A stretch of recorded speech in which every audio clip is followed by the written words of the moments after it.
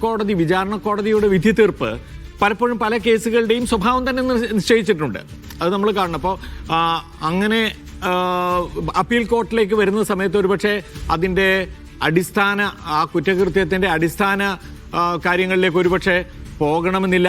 അത് ഒരുപക്ഷെ പരിഗണിക്കാതെ അല്ലെങ്കിൽ അതിൽ നിന്ന് ഉപരിയായിട്ടുള്ള നിയമ വശങ്ങളിലേക്ക് അയക്കാം ഒരുപക്ഷെ പോകുന്നുണ്ടാവുക. അതുകൊണ്ട് വിചാരണ കോടതിയുടെ തീർപ്പ് എന്ന് പറയുന്നത് നിശ്ചയമായിട്ടും ഒരു പ്രധാനപ്പെട്ട കാര്യമാണ്.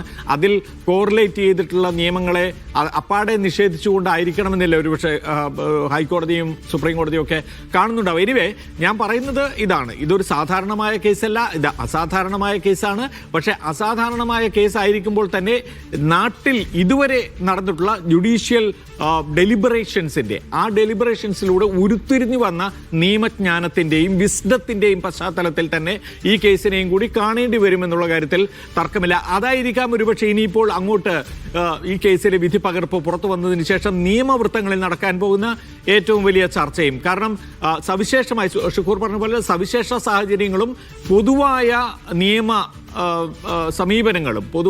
സമീപനങ്ങളും എങ്ങനെയാണ് എന്നുള്ള ചർച്ച ഒരുപക്ഷെ ഇതിൽ തുടർച്ചയായി നടന്നുകൊണ്ടിരിക്കുമെന്ന് തന്നെയല്ലേ കരുതേണ്ടത്?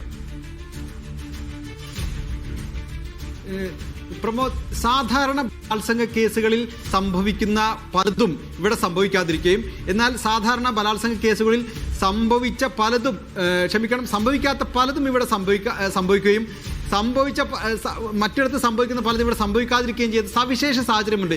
ഈ കേസിലെ ഓരോ കാര്യങ്ങളും സവിശേഷമാണെന്ന് ഞാൻ പറയാൻ അതാണ് കാരണം ഇവരെ ഈ ആക്രമിക്കപ്പെട്ട നടിയുടെ ഇരുവശങ്ങളിലുമായി 2 പ്രതികൾ ഇരിക്കുന്നുണ്ട്, നിലയുറപ്പിക്കുന്നുണ്ട്.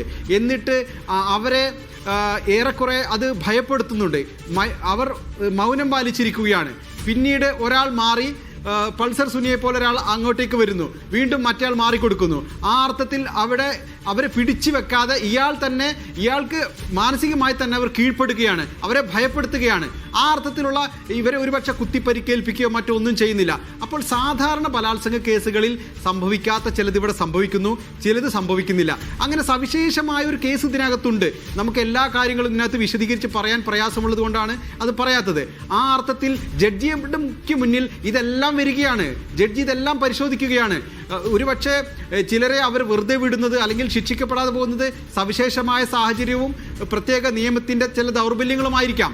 പക്ഷേ എങ്കിൽ പോലും ഞാൻ പറയുന്നു, ഈ കേസിനകത്ത് പൾസർ സുനി എന്ന കുറ്റവാളിയുടെ കുറ്റം കോടതിക്ക് പ്രത്യേകമായി തന്നെ ബോധ്യപ്പെടുകയും അതുപോലെ മറ്റുള്ളവർ കുറ്റം ചെയ്തോ എന്നൊരു ചോദ്യം ഇന്ന് അവർ ചോദിക്കുകയും ചെയ്തിട്ടുണ്ട്. ആ അർത്ഥത്തിൽ ഈ കേസ് സവിശേഷമാണ്. അതുപോലെ തന്നെ ഇരയുടെ അവർക്ക് നിഷേധിക്കപ്പെട്ട സ്വാതന്ത്ര്യത്തിൻ്റെ അല്ലെങ്കിൽ അവരാക്രമിക്കപ്പെട്ട ആ പ്രത്യേക അവസ്ഥയുടെ പ്രാധാന്യമെല്ലാം ഇന്ന് രാവിലെ കോടതി പറയുന്നുണ്ട്. ആ അർത്ഥത്തിൽ കോടതിക്ക് ഇതിൻ്റെ ഗൗരവം നന്നായി ബോധ്യപ്പെട്ടു എന്ന് തന്നെയാണ് ഞാൻ മനസ്സിലാക്കുന്നത്. പക്ഷേ ഒരു നിയമവ്യവസ്ഥയുടെ പരിശോധനയ്ക്ക് ഒരു കേസ് വിധേയമാകുമ്പോൾ എന്തൊക്കെ പരിമിതികളാണ് ഒരു ജഡ്ജ് നേരിടുന്നത് എന്ന് കൂടി നമ്മൾ മനസ്സിലാക്കേണ്ടി വരും. ആ അർത്ഥത്തിൽ ജഡ്ജിക്ക് പറയാനുള്ള ജഡ്ജിയുടെ സ്റ്റേറ്റ്മെന്റ് കൂടിയായിരിക്കും ആ വിധിപ്പകർപ്പ് ഹൈക്കോടതിയും സുപ്രീം കോടതിയും എല്ലാം കടന്ന് ജനങ്ങൾക്ക് മുന്നിൽ വീണ്ടും പരിശോധിക്കപ്പെടുകയും വിലയിരുത്തപ്പെടുകയും ചെയ്യുന്ന കാര്യത്തിൽ തർക്കമില്ല. അത് ആ ജഡ്ജിയെ സംബന്ധിച്ചും അവരുടെ കരിയറിനെ സംബന്ധിച്ചും വളരെ നിർണായകമായിരിക്കും. സാധാരണ ഇതുപോലൊരു കേസ് കേരളത്തിൽ ഉണ്ടായിട്ടില്ല എന്ന് തന്നെ പറയാം. മലയാള സിനിമ പോലെ ജനങ്ങൾക്ക് വളരെ അടുത്തറിയാവുന്ന, ജനങ്ങൾക്ക് വളരെ അറിയാൻ എപ്പോഴും കൗതുകമുള്ള ഒരു സ്ഥലത്ത് സംഭവിച്ച വളരെ പ്രധാനപ്പെട്ട ഒരു തീർച്ചയായിട്ടും ഷുക്കൂർ, ഇതിൽ ഞാൻ ഒരു കാര്യം കൂടി കൂട്ടിച്ചേർക്കാം. അതായത് ഇപ്പോൾ ഷുക്കൂർ വിശദീകരിച്ചതുപോലെ മറ്റൊരാളുടെ സഹായത്തോടു കൂടി നിർവഹിക്കപ്പെടുന്ന ഒന്നാണ് ഒരുപക്ഷെ ഇത്തരം ഒരു കുറ്റകൃത്യം എങ്കിൽ അതിൽ ഓരോരുത്തരുടെയും കുറ്റകൃത്യത്തിൻ്റെ അളവ് വ്യത്യാസപ്പെട്ടിരിക്കാം. പക്ഷെ നമ്മൾ ആലോചിക്കേണ്ടത് ഇപ്പോൾ നിർഭയ കേസ് തന്നെ പരിശോധിച്ചു കഴിഞ്ഞാൽ ഇന്ത്യൻ നീതിന്യായ ചരിത്രത്തിലെ വളരെ നിർണായകമായ ഒരു സന്ധ്യയായിരുന്നല്ലോ അത്. അന്ന് ആ രാത്രിയിൽ ആ ബസ്സിൽ വെച്ച് ആ പെൺകുട്ടി ആക്രമിക്കപ്പെടുകയും പിന്നീട് ദിവസങ്ങളോളം ആശുപത്രിയിൽ കിടന്ന് മരിക്കുകയും ചെയ്ത ആ സംഭവത്തിൽ 4 പ്രതികളെ വധശിക്ഷയ്ക്ക് വിധിച്ചു അല്ലേ? ആ വധശിക്ഷയ്ക്ക് അവർക്ക് പരമാവധി ശിക്ഷ, ക്യാപിറ്റൽ പണിഷ്മെന്റ് വേണമെന്നുള്ള കാര്യത്തിൽ എങ്ങനെയാണ് കോടതി തീർപ്പിലെത്തുന്നത്?